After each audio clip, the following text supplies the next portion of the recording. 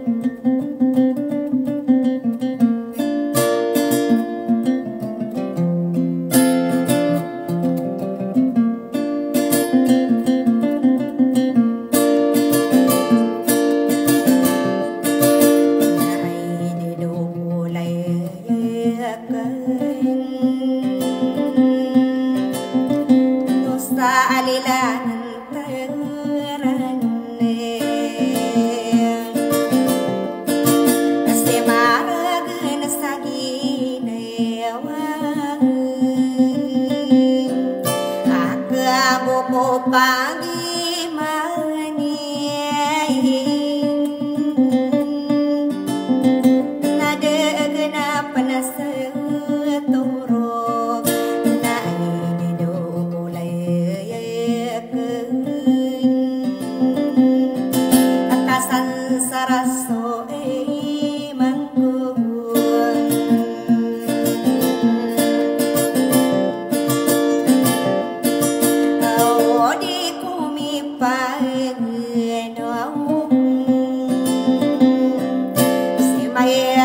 Sagi nawa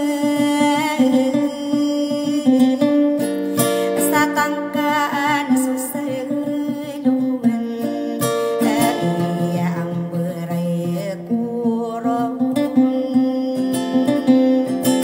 kasod na sorano kurang ay dia dukula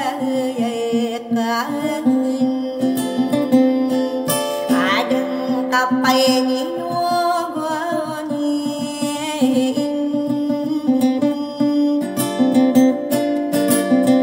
na ay dinupulayakan na kay ginaytepan sa tambirain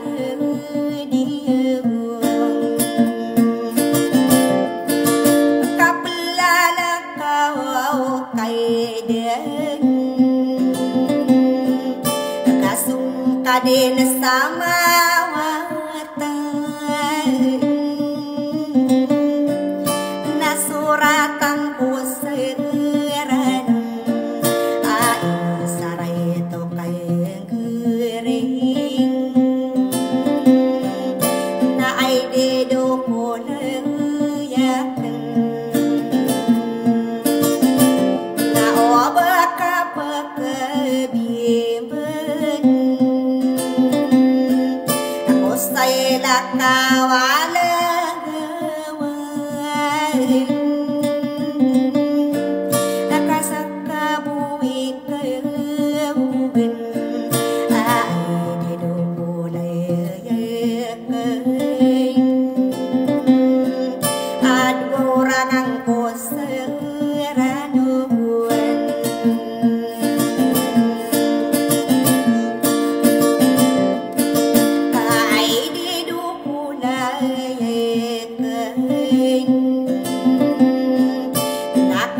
no puno kagering adilo mabus senang kabun naman deudi deus stade dinasino kurang